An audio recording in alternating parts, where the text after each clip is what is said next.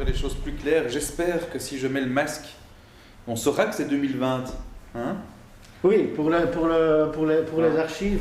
Pour les archives, mais... Ça va être facile quand on va devoir visionner les choses. Si 2021 est la fin du Covid, hein, mais... C'est pas sûr. C'est pas gagné. C'est pas sûr. En tout cas, il y aura un avant Covid et un après Covid, ça c'est sûr. Et peut-être que le festival Crescendo sera une charnière entre ces deux périodes, puisque c'est un festival qui met en avant des initiatives de transition, et donc je suppose que la réflexion à un monde différent qui nous a conduit à malgré tout à cette catastrophe, ces sujets vont être abordés. Mais bien sûr, il y a cette phrase que j'aime bien qui est ressortie pas mal dans les milieux activistes, c'est on ne veut pas de retour à l'anormal, mais à l'anormal et l'apostrophe anormal, dans le sens où on est dans un monde qui dysfonctionne quand même sérieusement, avec des injustices colossales, avec des problématiques environnementales dont on ne sait plus quoi faire. Et donc il y a vraiment ce côté, est-ce que c'est pas le moment de se poser, de réfléchir ensemble à qu'est-ce qu'on veut, quel monde voulons-nous, pour nous déjà, et puis pour nos enfants, nos petits-enfants.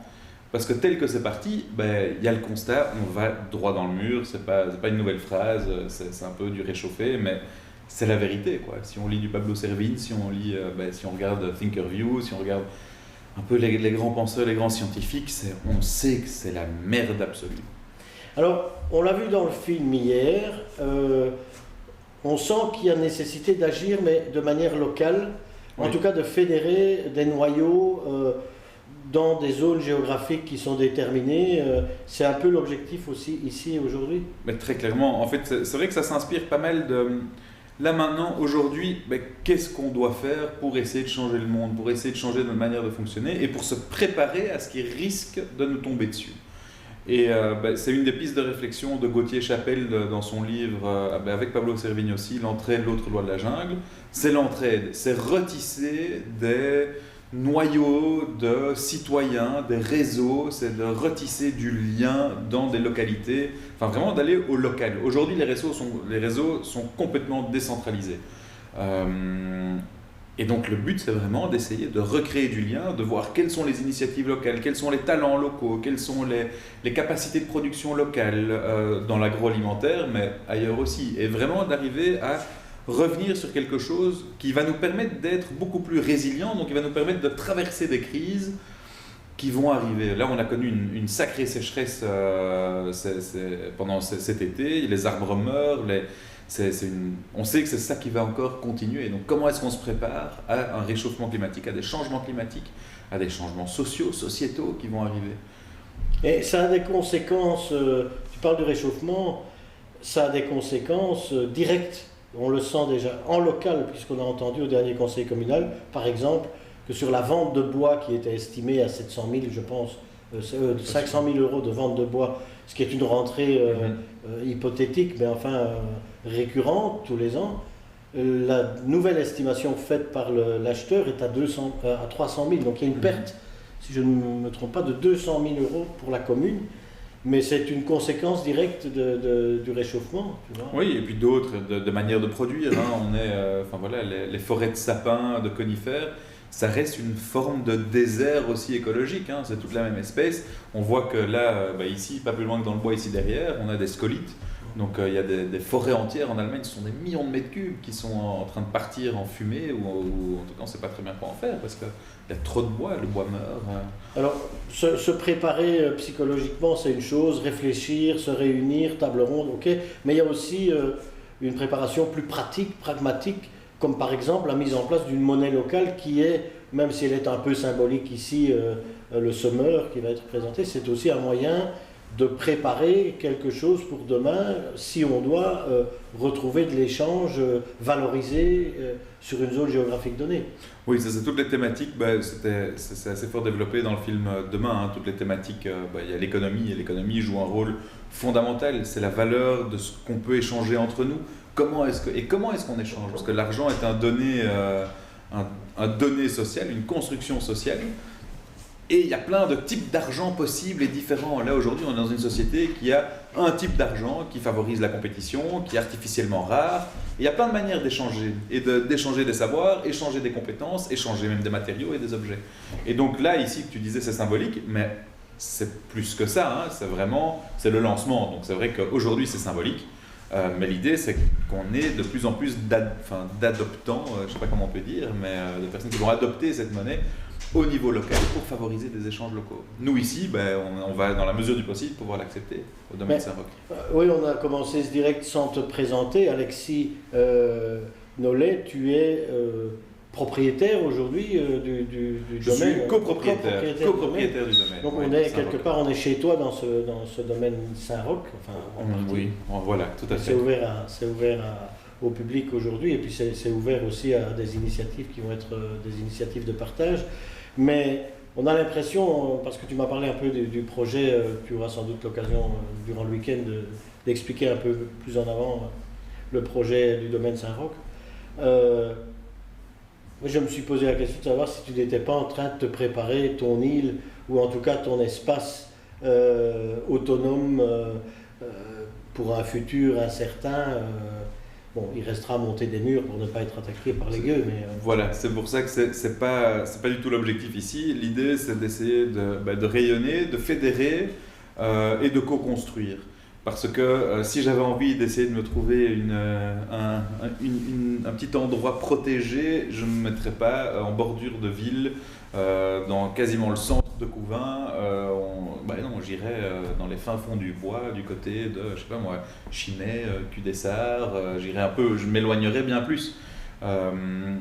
Et comme je le disais de nouveau, la solution, il y en a, hein, il y a des gens qui se construisent des maisons, des petits havres de paix, il y a des milliardaires qui vont aller acheter des bunkers en Nouvelle-Zélande, il y a des sociétés qui construisent, qui se préparent vraiment à ça et qui construisent des sortes de bunkers qui sont autonomes pendant 10 ans. Oui, au Qatar notamment, je pense que c'est au Qatar où ils sont en train de construire carrément un espace fermé avec un air fabriqué, enfin une ville sous cloche, quoi, quelque part. C'est énorme. Donc c'est une stratégie, hein. Il y en a qui suivent cette stratégie-là, mais moi c'est une stratégie à laquelle, je n'ai pas envie d'adhérer, et deux, si c'est la seule manière de s'en sortir, est-ce que j'ai vraiment envie de m'en sortir?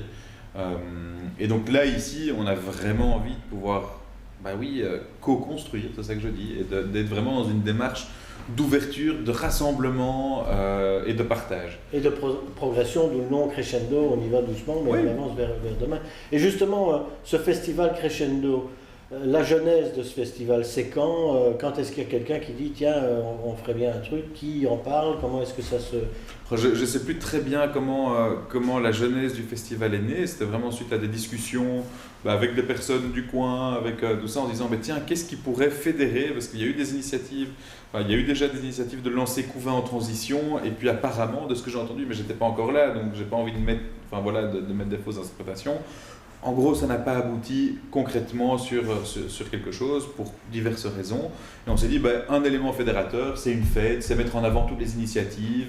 On ne va pas réinventer la roue, on ne va pas refaire ce qui existe déjà, et on va essayer de rassembler tout ce qui se fait.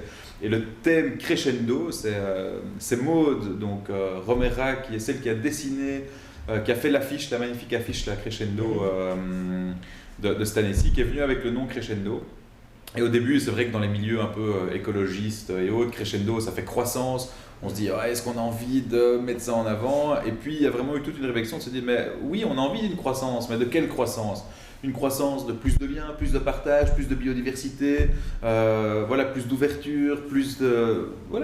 Qui n'est pas forcément lié à la richesse, qui n'est pas à la croissance économique, mais toute décroissance d'une certaine manière amène une croissance de l'autre part. Un changement de cadre en tout cas. On veut moins de globalisation, mais on revient à plus de local. Alors, moins d'individualisme, on revient à plus de collectivisme et de partage.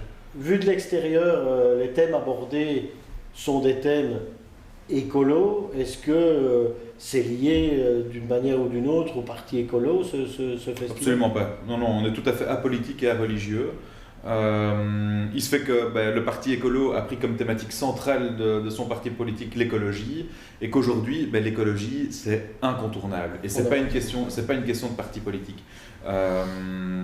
Et donc évidemment que dans les membres de Crescendo, il y en a qui vont être plus à gauche, plus à droite, plus liés au parti écolo ou pas du tout. Mais les croyances ou les affiliations politiques des membres ne reflètent pas Crescendo en tant que tel, qui vraiment se veut tout à fait apolitique. Mais par contre, c'est clair qu'on met l'écologie au centre du débat, parce que là, on n'a plus le temps de se tourner les pouces. Hein, il est vraiment... on va se prendre le mur, et il faut voir avec quelle force on va se le prendre. À quelle vitesse on va dans le mur. Voilà. Enfin, on y va vite, mais on ne sait pas comment on va être... Exactement où il est, quoi. Est-ce qu'on va se le prendre vraiment à fond de balle, ou est-ce qu'on va réussir à ralentir un peu la cadence? Alors, je sais que, vu ton parcours, le passage par la Ligue des optimistes, je suppose que tu crois à la synchronicité, aux choses qui se mettent en phase quand il faut. Tout à fait. Tu as vu le temps aujourd'hui. Magnifique, c'est dingue. C'est extraordinaire. Ah, c'est génial. Donc, je pense que c'est un signe. Puisque le premier gros rendez-vous, on va dire public aujourd'hui, c'est cette balade qui va se faire dans le parc à 14h. Il y en aura deux aujourd'hui, il y en aura une à 14h et une à 15h30. Et on va, je suppose, passer par les différents endroits du parc qui sont déjà où il y a déjà des démarches qui ont été faites dans le sens de l'autonomie, notamment énergétique, puisqu'il y a ici une magnifique installation hydroélectrique qui fonctionne toujours, je suppose. Et donc, tu connais la balade ou pas? Je connais pas la balade. C'est pas moi qui l'organise, et donc j'avoue qu'on Mais a eu... le parc, tu connais le parc? Ah, le parc, oui, ça va. Ça va. Ça, je connais. Et on a plein de projets qui vont vraiment dans ce sens-là. Tout à l'heure, il y a quelqu'un qui me disait oui, le domaine Saint-Roch, du point de vue de l'écologie, c'est pas tout à fait ça encore, et parce que la manière dont on a rénové, l'autonomie énergétique, etc. Alors qu'en fait, on a vraiment tout fait le plus possible dans les règles de l'art de construction aujourd'hui, en termes d'isolation, en termes de production énergétique. Il y a la turbine, on réfléchit à d'autres sources énergétiques aussi. Le traitement des eaux, il va y avoir un système de lagunage par phytoépuration. Donc on va avoir, comme on le voyait dans le film hier, le film aujourd'hui qu'on a vu hier. Après-demain d'ailleurs. Après-demain. Parce que c'est le film demain qui a inspiré aujourd'hui. Oui. Hier. C'est ce qu'il nous a expliqué. Ouais. Et donc aujourd'hui, on parle du film aujourd'hui, mais qui a eu hier. On parlait d'une chaufferie bois qu'a mis en place une commune. Ici, on est à l'étude de faire tout un réseau de chaleur pour les différents bâtiments au bois, justement, qui est l'énergie la plus renouvelable en fait aujourd'hui. Et disponible sur place. Et disponible sur place, tout à fait. Tu vas parler aussi d'un projet de maraîchage on est en train de chercher un maraîcher. Donc voilà, la structuration se met petit à petit, mais oui, on aimerait bien lancer un maraîchage sur place. Ne fût-ce que pour les habitants ici, mais également, pourquoi pas, faire un magasin à front de rue voilà. J'en dévoile déjà un peu sur tous les projets qu'on a, mais... Mystère. Mystère, non, mais ne sachant pas encore, vu que ce ne sont que des projets, on ne sait pas exactement tout ce qui va pouvoir être réalisé, et donc on y va petit à petit. Espérons que ces 2 jours seront fédérateurs et permettront à des énergies de se rencontrer. C'est le souhait en tout cas des organisateurs, c'est votre souhait. Donc c'est ouvert à partir de 13h aujourd'hui, 14h la balade et la présentation du Summer, la monnaie locale. Et puis une journée qui se terminera aux alentours, après dernière table ronde à 18h. Un petit concert, c'est maintenu le concert? Le concert est maintenu. Alors grâce au temps, il y a même le spectacle de marionnettes qui a lieu à 15h, donc ça c'est plutôt à destination des enfants, enfin en tout cas des familles avec enfants, vient qui veut. À l'extérieur. Mais ça va être fait à l'extérieur, ce qui veut dire que les places sont moins limitées, parce qu'on voulait le faire dans la grange là-bas, mais les places sont donc moins limitées, donc c'est une excellente nouvelle. C'est super. Donc voilà, ça veut dire en clair que vous pouvez encore rejoindre le festival et prendre votre billet d'entrée, rappelons-le, un billet d'entrée qui est à tarif flexible, un tarif minimum de 2 €. Si vous avez envie de donner 2 €, vous donnez 2 €. Mais si vos moyens financiers vous permettent d'aider le festival, vous pouvez payer votre entrée un peu plus cher. Voilà, en fait il y a le tarif normal qui est à 5 €, et puis après il y a le tarif préférentiel à 2 €. Alors le mieux c'est de réserver en ligne, mais il reste encore des places, donc vous pouvez vous présenter au domaine même pour acheter vos places sur place. Voilà. On en dévoilera encore un peu plus. Prenez votre masque. On doit porter le masque. Donc c'est vrai que les mesures Covid sont strictes, sont raffermies. Donc il y a le bar où on vend les bières locales. Ça va être, enfin voilà, il y a toutes des mesures qui sont mises en place et qui sont vraiment respectées très strictement. Donc si vous n'avez pas de masque, vous êtes interdit d'entrer sur le domaine. Mais je pense qu'on a quelques masques à l'accueil. Donc si vous avez oublié le vôtre, on peut vous enfiler. Et il y en a certains que le masque agace. Oui. Bon. Ben moi le premier. Oui. Mais enfin voilà, il faut faire avec. On a entendu effectivement que la remontée des chiffres n'était pas très chouette dans la région. Voilà. Donc, ici, pour ce festival, on est obligé de respecter les règles que la commune a mises en place, sinon on ne pouvait juste pas l'organiser. Et on a hésité longuement. On a jusqu'il y a 3 jours, on se disait mais est-ce qu'on annule tout ou pas? Tout s'annule dans la région, tout s'annule partout. Et on s'est dit bah non, c'est tellement important, on veut vraiment aller jusqu'au bout des choses, même s'il y a 2 pelés, 3 tondus. On va maintenir la chose et on est hyper motivé, il fait beau, c'est une bénédiction, c'est trop génial. Bien, ben merci Alexis. Moi je file à l'accueil, donc à tout de suite. Oui, et vous, vous avez rendez-vous sur le site. Dès que possible, mettez-vous en route, ça ouvre à 13h et puis c'est toute la journée jusqu'à 22h, une histoire comme ça. Ben, c'était jusque minuit, mais mesure Covid oblige, on ferme à 23h. 23h, voilà. Et donc le concert est à 20h30 et puis le bar est ouvert non-stop. Tu m'as dit que ça n'avait rien à voir avec les écolos. Tu me dis que le bar est ouvert. Bon, sur cette bonne petite phrase. Oui. Allons boire une petite bière locale. Merci Alexis. Faut que j'y aille, merci.